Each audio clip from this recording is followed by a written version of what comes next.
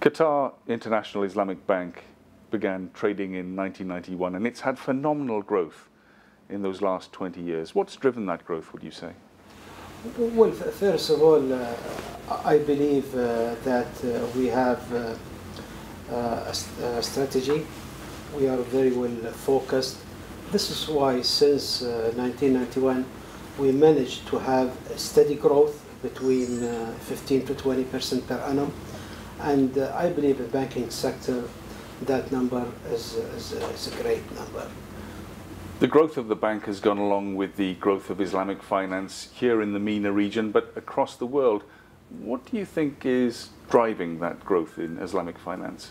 Well, we have to admit that first of all, this industry is driven by faith.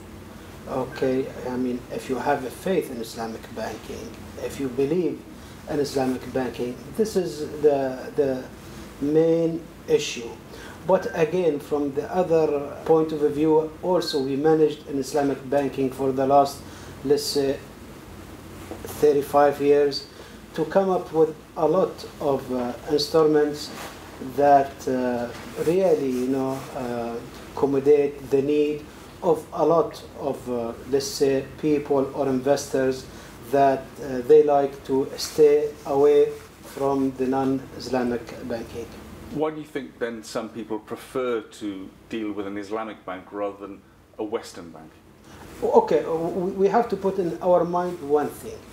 Being an Islamic bank, it can be an advantage with one condition, that you provide the right service, you compete peer banks, either Islamic or non-Islamic. So really there is no use if I am marketing an Islamic bank in one hand and from the other hand my service is not up to the standard of the industry. Since the global financial crisis began in 2008, Islamic banks seem to have done better than Western banks at coping with the backwash of that crisis. Why do you think that is? Historically, Islamic banks being very conservative, we don't enter into those instruments that deal with debts or leverage instruments. So this is why we kept a little bit away from those problems. What would you highlight amongst your investments? We are after real economy. We are after the investment that we can see the feedback of it on the ground. So we are not into what we call the shadow economy. So you're into tangible investments? Tangible investment. This is from the investment side. But if you come into the consumer financing, also the good thing about Islamic banking, we do finance also tangible assets. So really we don't encourage people to go into borrowing for leisure. We always, focus on financing the real needs of people. With your huge experience in the MENA region, what message would you have for people who are still considering investing in this region?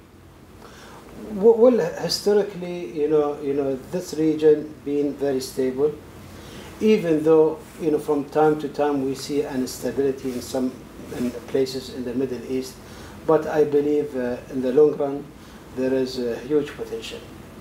During these difficult times, both economically and politically elsewhere in the region, what are your leadership principles at this time?